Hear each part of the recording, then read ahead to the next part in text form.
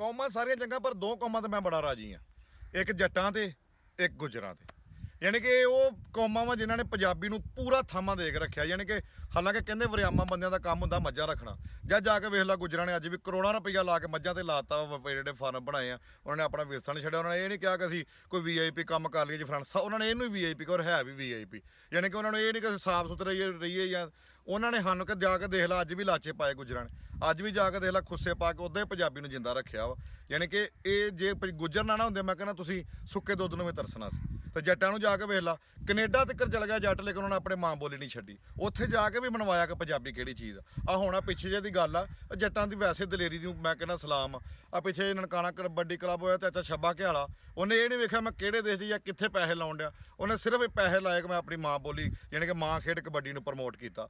ਉਹਨੇ ਇਹ ਚੀਜ਼ ਕਹਿੰਦੇ ਨਾ ਸ਼ੌਕ ਦਾ ਮੁੱਲ ਕੋਈ ਨਹੀਂ, ਵਾਕਿਆ ਮੁੱਲ ਕੋਈ ਨਹੀਂ। ਹਾਲਾਂਕਿ ਉਹ ਕਹਿੰਦਾ ਮੈਂ ਇੱਥੇ ਕਿਉਂ ਲਾਵਾਂ ਉੱਥੇ ਕਿਉਂ ਲਾਵਾਂ, ਨਹੀਂ, ਉਹਨੇ ਕਿਹਾ ਜਿਹੜੀ ਸਾਡੀ ਯਾਨੀ ਕਿ ਪੰਜਾਬੀ ਸਕਾਫਤ ਨਾ ਉਹਨੂੰ ਜਿੰਦਾ ਰੱਖਣਾ। ਇਸ ਕਰਕੇ ਮੈਂ ਇਹਨਾਂ ਦੋ ਕੌਮਾਂ ਤੇ ਰਾਜੀ ਹਾਂ।